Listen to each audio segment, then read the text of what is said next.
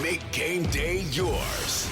Tickets, food and drinks, stats, and streaming. Everything you need is in the Utah Mammoth app. Download today and make game night easy. Download on both Android and iPhone. Tusk Top.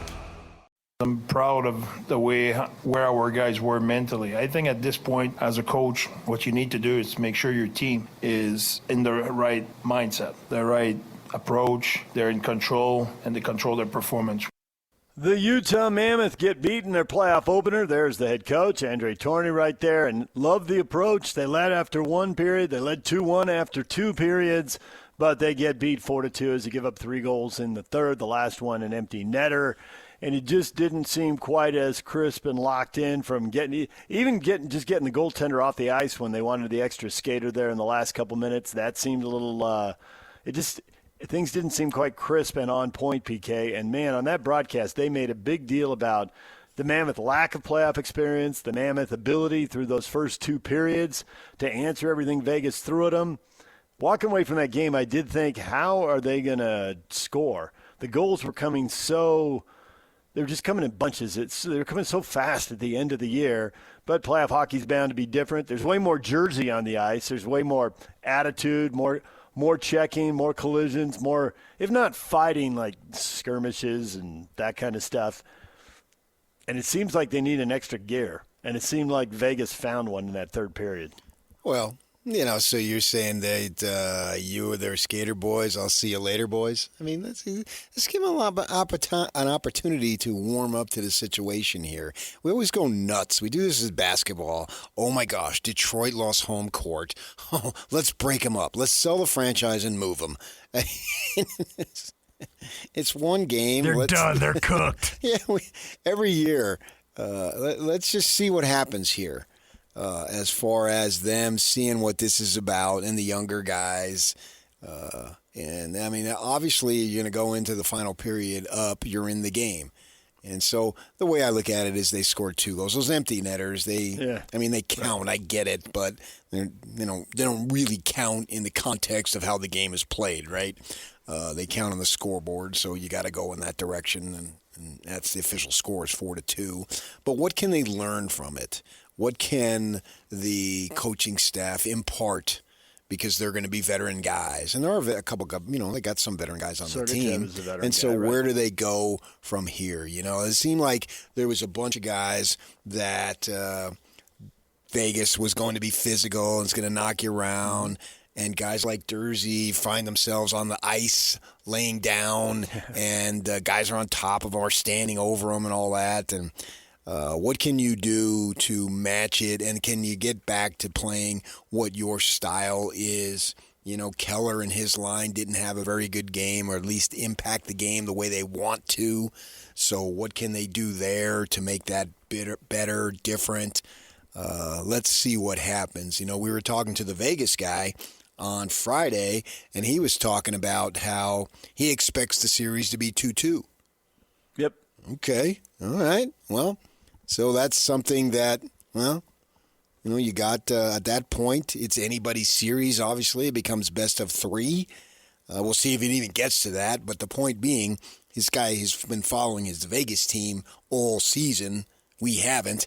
And he's expecting it to be a tight series. The thing that's concerning me is teams can get on runs. We talked about the Mets earlier, and for whatever reason, man, they can't buy a break. If there's going to be something going to go wrong, it's going to go wrong. It's going to happen, right? Losing 11 in a row, not on a team that is understood to be rebuilding. They signed Bichette off Toronto here with the idea of contending in this, and Lindor and Soto and all that stuff, right? And it's not happening for them.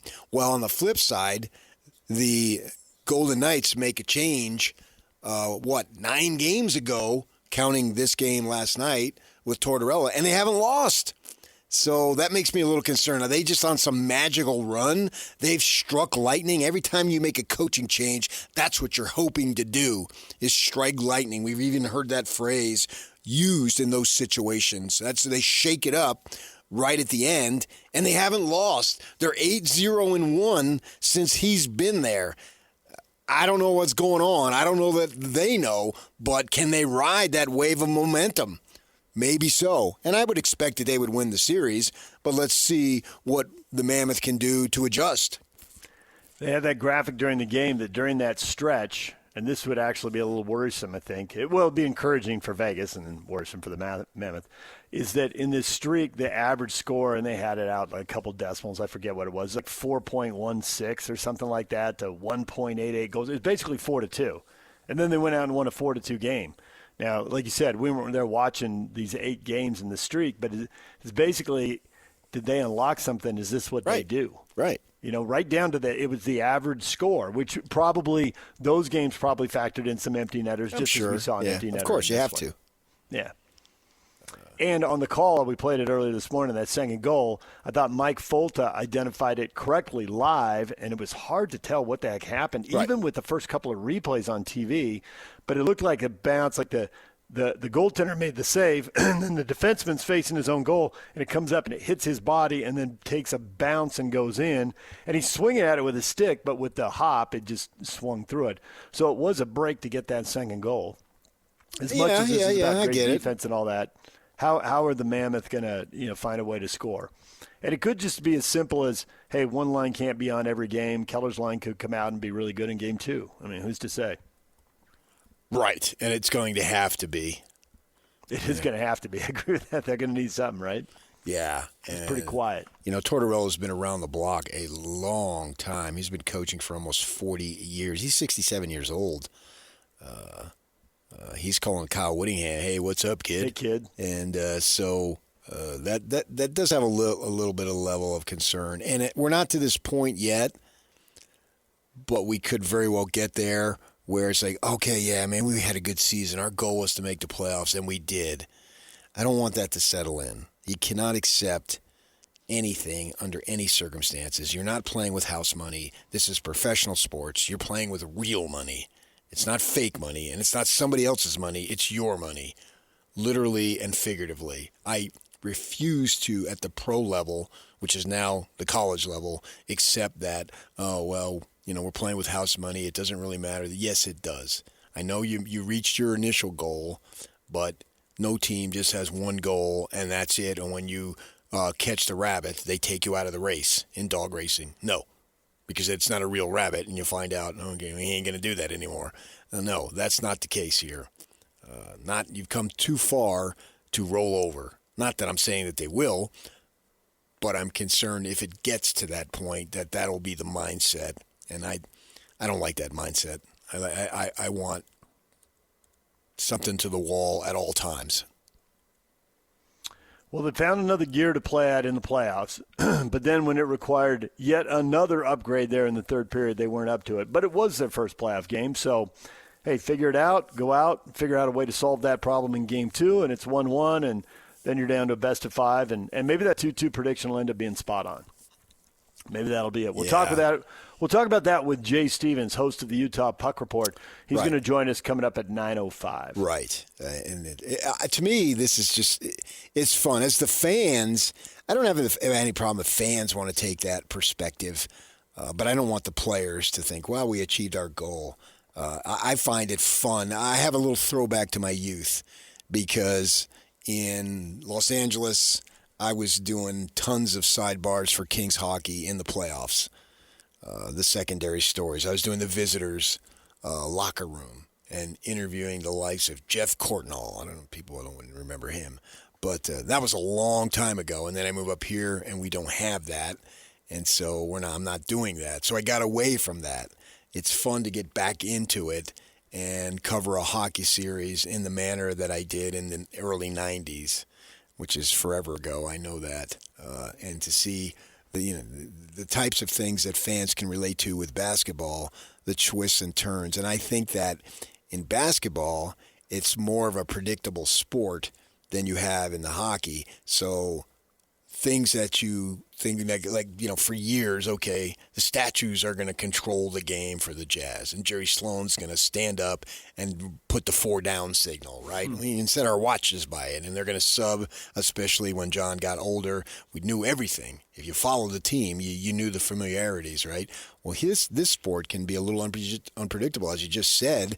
the Mammoth were fortunate to get a lucky bounce and someone was there. Boom, goal, away you go. Well, suppose you get 2 lucky bounces or 3 lucky bounces. It can happen. Things can change quickly. I mean, just look at when the game was 1-0 and then boom, and then it goes to 1-1 and then 2-1, 2-1 real quick. And then right, exactly. You can just go up and down, up and down, up and down, and in terms of scoring, nothing is happening. There's action, but it's not resulting in points on the board. Well, and then boom, in a 2 or 3 minute span. That's what makes this sport unpredictable and exciting. And you sit there and you watch it, and a lot of times you can't even figure out what happened until they really slow it down. And then they got to slow it down like 2 or 3 times before you can really see what happened. Because it just goes by so fast. Things can happen here. And The other replay that I thought was really telling was in the third period, and they were down by then 3-2, and they had a really good sequence that ended up with, I think it was Schmidt getting a shot. I mean, he's just walking straight in. It had the whole goal to shoot at, and no one skating to him. He took the shot, and it looked like it was on target, and it looked like Hart got the deflection with like his right collarbone, right? Just really fortunate. And it's a game of inches. Pablo said this once about soccer, and it's true about hockey too. It's a little whimsical, right? You take the shot, it hits the frame. Does it go in or does it go out? It hits the pipes. Does it go in or go out? You got a round puck hitting a round frame, and what happens? It's like you need a little luck and a little good fortune mixed in with all the other stuff. I think so, to an extent. Yeah, right. You got to bring the toughness and hit it, and you got to the tactical awareness. Obviously, Keller got beat goal side. That's a little more strategic, and that was the first goal. But you still need some breaks. A collarbone save, Hart was fortunate.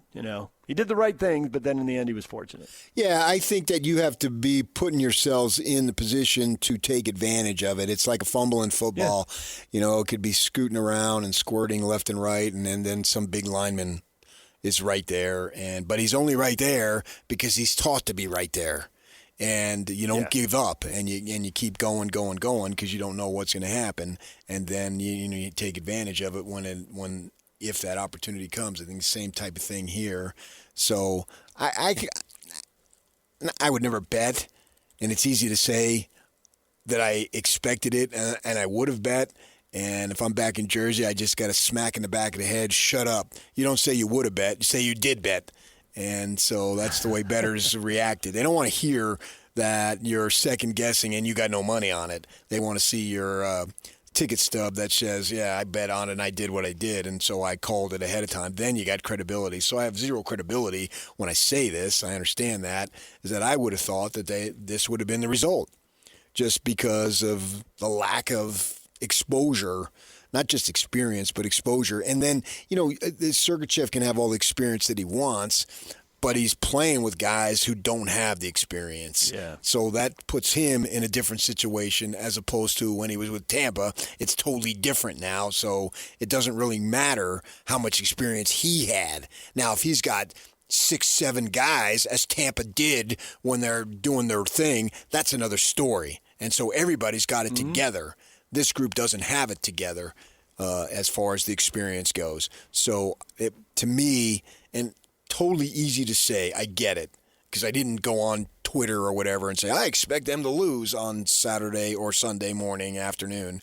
But I'm really not surprised by this result. And let's see what they do tomorrow night. And that's the great thing about it, is that, we get going here. Every other day they get a travel day from Vegas to here isn't much, but because then they play again on Friday, and so we'll see where they're at that point. All right, DJ and PK, it's 97.5, the KSL Sports Zone. Surprising development in some stories over the weekend. Well, surprising to me, the big money just gets bigger. This whole thought of donor fatigue, man, if you want to compete, PK, mounds and mounds of cash. We will get to that next. DJ and PK, it's 97.5, the KSL Sports Zone. Want to get the latest info on Utah's newest sports franchise? Sign up for the Utah Mammoth newsletter. Get exclusive analysis, plus the latest news and notes on the Utah Mammoth. Sign up today at KSLSports.com for the Utah Mammoth newsletter. Derek Overstreet, founder of the New Millennium Group. We're a financial planning firm. We have advisors standing by right now to take your call. 888-999-6370. The reason you're going to want to call is we're going to help you retire 3 to 5 years before you thought possible. The way we do this is by putting together a step-by-step plan. So if you're one of those people listening and you'd like a plan in writing, give us a call at 888-999-6370. That's 888-999-6370, or go to utahsfinancialplanner.com. DJ and PK, it's 97.5, the KSL Sports Zone. College football, it never really goes away, PK. No, it don't, man. I was watching the man in blue, dark blue. They had their scrimmage. Michigan Wolverines had their scrimmage, and I was checking that out on the Big Ten network there. And it's just, yeah, we got everything done that we wanted to get done. And I feel like you can go back to 2005, 2006, 2007. The one thing I did notice, he's being interviewed and his wife walked behind him, and it looked like it was maybe 40 degrees and a little drizzly and cloudy, and and having extended family in Michigan and having been back there several times, that's what you're getting back there, man. Good weather's in short supply. She just needs to keep an eye on the weather and be prepared. It's time to visit the grandkids. Yeah, it's 40 degrees warmer there. Let's go. Yeah, they've got grandkids there. I think they got 3. They got grandkids there and here, so she just is. Yeah. Whichever grandkids have the best weather. But it does. Life goes on, man. Change comes and change goes, and life goes on. Oh, blah dee blah da. Yeah, right. I think a lot of people probably saw the video at Virginia Tech of the skydiver, and he hit the scoreboard, which is actually apparently separate from the stadium. It's another 30 yards or so off the end of the stadium, but it's huge, so you can't really tell right away, and there's a walkway underneath it, and it's a fairly dramatic video. The other news that came out of that, James Franklin really didn't seem to know much about it other than it looked terrifying. But he was talking about how he walked away from $40 million worth of buyout. He negotiated the buyout at Penn State was $49 million. He took it down to $9 million. He wasn't really interested in gifting him the $40 million, but he wanted to coach, and you can't put a price on some things. So he went to Virginia Tech where he was wanted and walked away from the $40 million. And just about the time you're thinking, like, how big can the money get? Since our show ended on Friday, Auburn announced a $320 million stadium renovation. Nebraska announced $600 million, and they're bonding for $350, but they raised $250 million. Now, you were just talking about your hockey writing days, PK, and those were in the 90s, which you realize is a long time ago. Well, yeah, that's the last time Nebraska was winning national titles. I mean, in the history of game, they're a big, big deal. But for the last generation, in the lifetime of these players, they are not a big deal. But how much you win isn't what schools are aligning. Right now, they're aligning around money right now. Money and the opportunity to make money, those two things. And, we're all anticipating some type of realignment. Maybe it's major, maybe it's minor, but there's going to be something going on at the end of the decade when the TV deals are up. And it looks like everyone's aligning around money. And you look at Nebraska's a Big Ten school, Auburn's an SEC school. Those are the two leagues with the most money. I'm not convinced they're going to stay shoulder to shoulder. We went from 6 to 5, from 5 to 4. We've really gone to 2, but at some point will we just go to one power league? I mean, that seems to be where we're trending. I don't know why we'd stop at 2. But the price tag to get into those two leagues and to compete in those two leagues is massive. I mean, I thought that Auburn story was huge, and then I saw the Nebraska story and thought, you raised $250 million and you're bonding for another $350 million. And they're building more luxury suiting, so they're expecting more people with big money to come in and buy these suites and buy these seats. And can our teams keep up with that? I mean, the price tag is huge, and I know we will not be outbid. We've heard that from BYU. We haven't heard that kind of dramatic talk from Utah. We've heard it from BYU. And mostly I've just believed it. Honestly, mostly I've just thought, well, you got enough billionaires and you'll do it. And then I see a $600 million price tag out of Nebraska, and I'm like, oh, will they really do it? I mean, that is just a pile of cash. Yeah, I think that, if it comes up, if it's of essentially an expansion fee to get on the other side and not be left out, I don't think that, certainly from the BYU perspective, that anybody will keep them out. If it's a money deal, they'll come up with the money. Those folks in and around the program will come up with the money. There's zero doubt in my mind that if that's the case. And all that other stuff, that is a form of investment, essentially. Mm-hmm. Yeah. So you talk about, I like it, people in seats and suites. So that's, over time, the money that is outlaid will be recouped. Now, you have to win as far as that goes. Reading up on Jose Feliciano, the new about them, and his wife, two Princeton graduates who, that Princeton's in New Jersey, and that what they're going to do as private equity, and what the prior owner, who is deceased now, how he put in the money, and then the fans came flocking. I mean, not flocking is maybe an understated word. I mean, 42,000 Tuesday, 42,000 Saturday, 42,000 Sunday afternoon, 42,000. That is extremely impressive. And I don't care what the situation is. Oh, there's the Chargers left and blah, blah, blah. It doesn't matter to me. You're still winning and you're putting in 42,000. That is eye-opening. That's what it's about. And the way that thing has been run has been excellent. They haven't gotten to the World Series and blah, blah, blah. But they don't control that. That's stuff that goes out in the field. And so here, you're going to put out this money for this and that. If you put out the product and invest in a product, you will get the money back. I really believe that. I mean, you saw what the Utes did with the Garf South End Zone, right? A very impressive facility. And, I'm down there all the games, and that's where I usually stand. And that place looks pretty packed. If it gets out of hand, maybe in a late game, people take off. Or that ASU game when it was raining like a mother, but we're concerned about this player safety, and so we'll have them play in tornadoes and hurricanes. Because we got to keep the TV window. That's a joke. Don't tell me you're concerned about the TV window, and if the players have to play in lousy conditions, so be it. We're not going to mess up the TV window because that's where the money is. Always, under every circumstance, follow the money, and that'll lead you to the reasons behind decisions. And that's why there should have been no way, not to say that the ASU would have won the game. That's not the point. But that people had to play in those conditions, yeah, that's ridiculous. But if you win and put the product out on the field, you'll get that money back, and I think you'll get it back tenfold. And that's what we're going to continue to see. And I don't know that it's going to go back. I don't see where it's going to go back.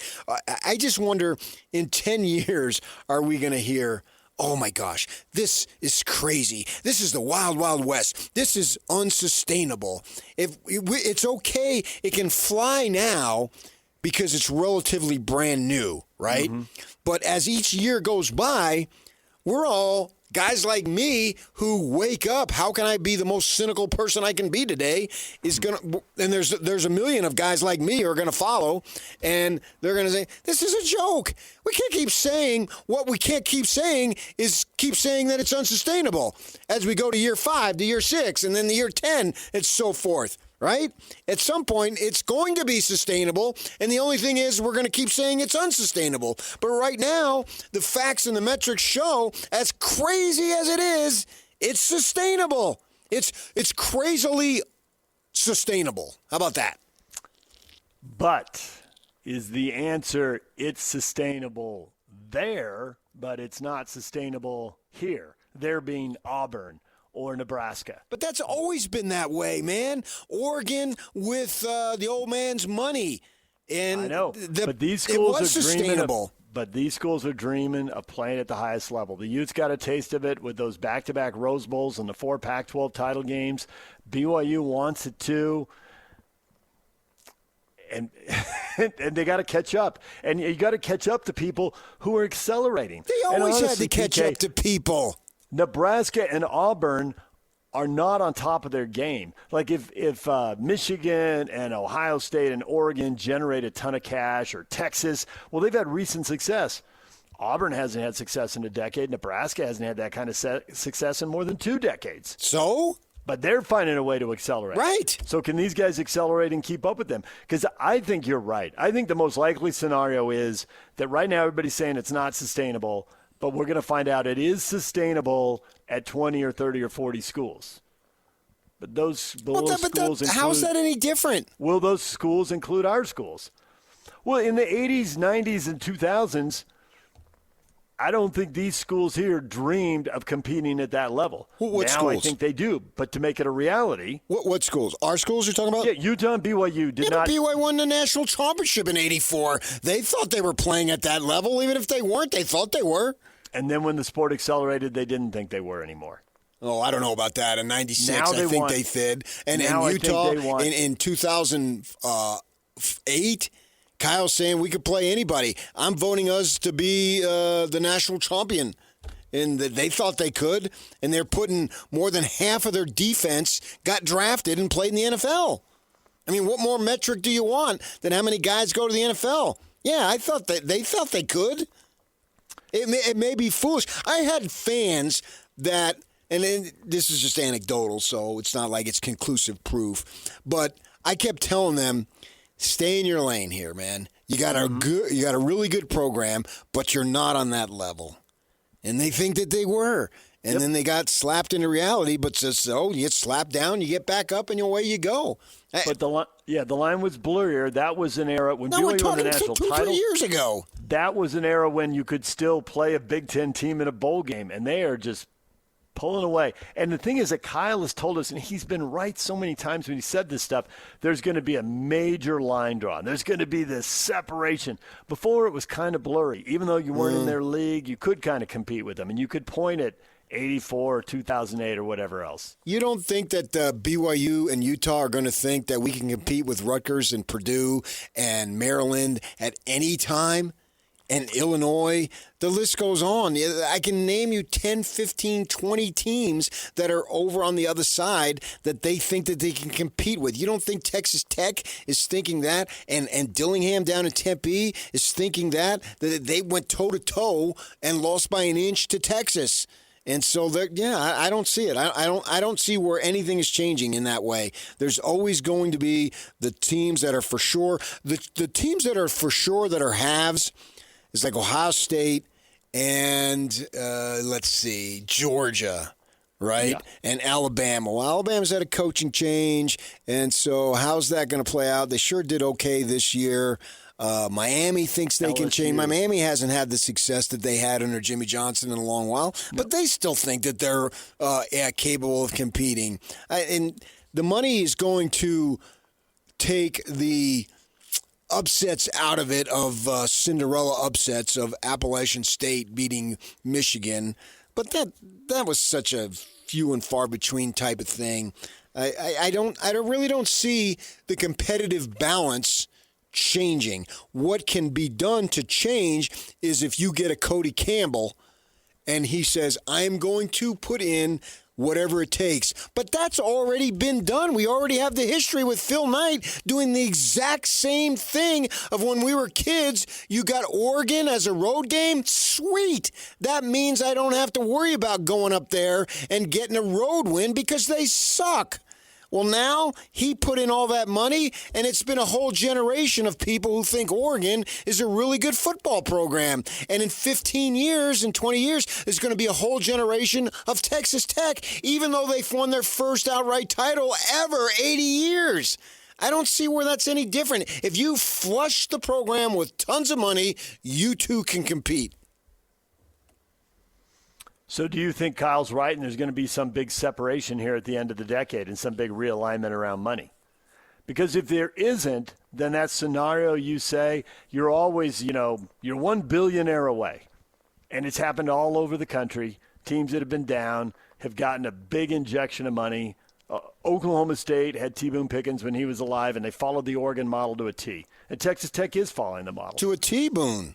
To a T-Boone, right. And you've still got access to the playoffs, so you've still got access. You can do it. It isn't the complete separation where we're playing at a different level and you're just not even in the swimming pool. But I think anymore. that's already been the case. Was Oregon State playing at the same level as Oregon? Was the U of A in basketball? Yes, because that's where they put most of their money, and that's where they're going to continue to do it. And so they've been able to be really good in basketball. But in football, you have the occasionals. That's why Dillingham talks a good game, and I give him credit for doing all that. But until I see them competing 5 out of 7 years at a high level, they what they did 2 years ago, they've done that before.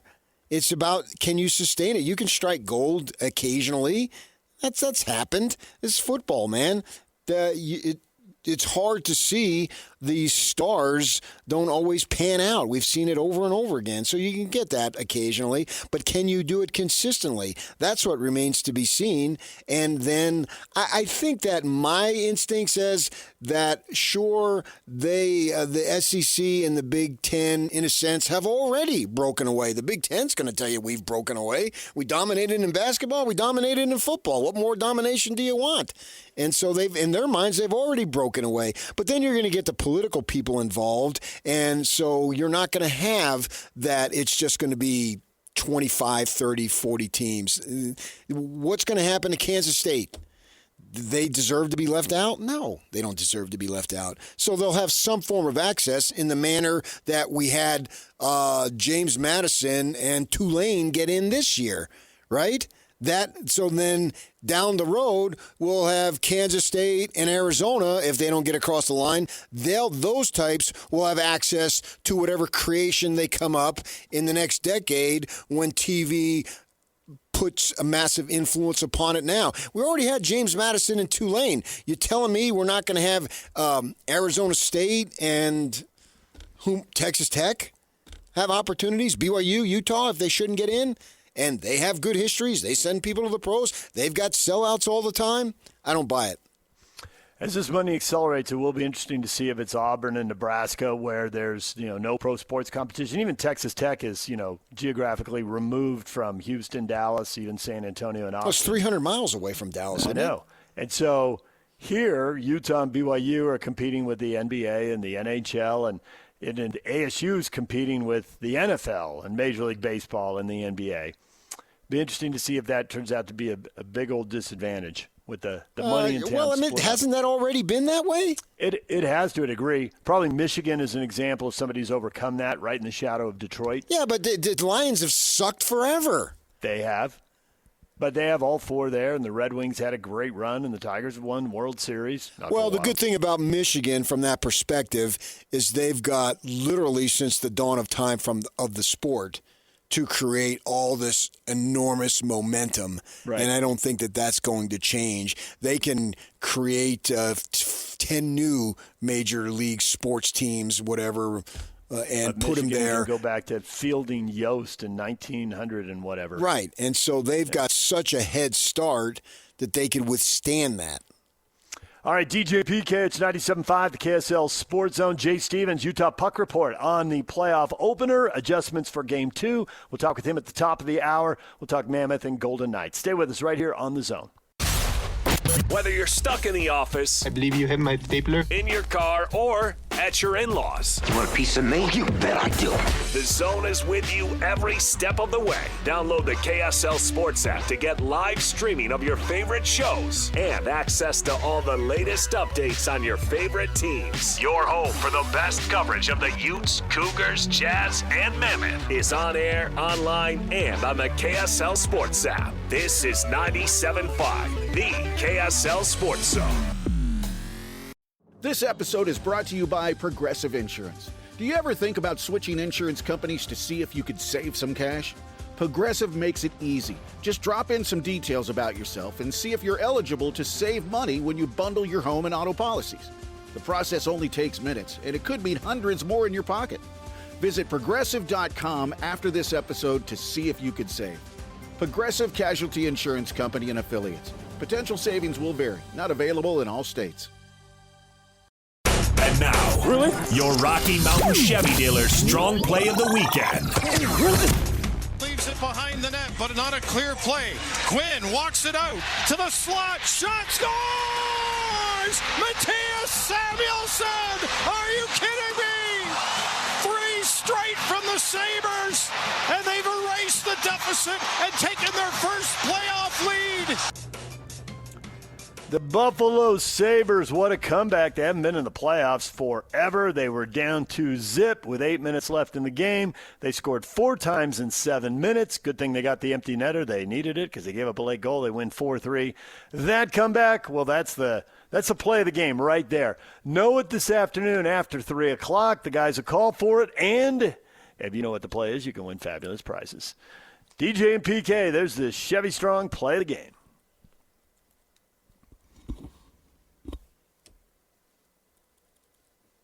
Coming up top of the hour, we are going to talk Utah Mammoth playoff hockey. Jay will join us, and he'll get his take on Game 1 and how things play out in Game 2. The other story, which we don't have much time for today, PK, with all the playoff hockey and that, but we got to get to it in the next day. And we were talking about Ryan Smith earlier this morning and him talking about the Jazz winning a championship, and he has zero doubt that'll happen. But you mentioned in the last segment, the NFL draft is coming up. It was a little quiet last year locally. This year, maybe a couple of first-round picks and a lot of guys going throughout the course of the draft. Some of them Utah high school products, guys you've been following since they were in the 10th grade dominating. What will happen with Lander Barton? Will he get drafted? Will he be an undrafted free agent and get to pick his spot? Does he want to be drafted? Would he prefer to pick his landing place? Well, I think you always want to be drafted. I think that's the spin if you're not drafted. But I do think that you want to be drafted. And more invested in you. My assumption is he's going to be drafted if you use him as an individual. And the Utes should have 2 guys drafted in the first round. And we'll see about BYU. Jack Kelly, I'd be surprised if he's not drafted. He was such a fun player to watch. And kind of local player. Had to, I guess you could say, go to Weber State. And then Jay Hill takes him down. And, boy, he was a great playmaker. He's one of the great linebackers. BYU has had a slew of them. And I think Jack Kelly's name needs to go right there. I wouldn't necessarily put him at the top. And then we're always skewed by the level of success that those individuals have at the pro level, which is what you're going to put with Warner and Van Noy. Is if you had any doubt, well, my gosh, look at them at the pro level. They've just been incredible. Van Noy's still going in well in his 30s, and Fred Warner, when he's healthy, is arguably the best at his position. But that's sort of beside the point at the college level. Jack Kelly has yet to play a professional down, but, man, he had such an impact. It seemed like he was making big plays all over the field practically for them. So I think that would be something that we'll watch. And then a bunch of guys, and I say that you'd rather be drafted than undrafted, and you use that spin to try to put the best positive light about not being drafted. Well, I get to choose. I'm not so sure that's exactly true. You may get to choose to an extent, but the fact remains that rosters are littered with non-drafted guys in the NFL, so it doesn't really mean anything that if you didn't get drafted. Because you'll still have that opportunity. We can all name plenty of guys. Taysom Hill, I believe, was not drafted.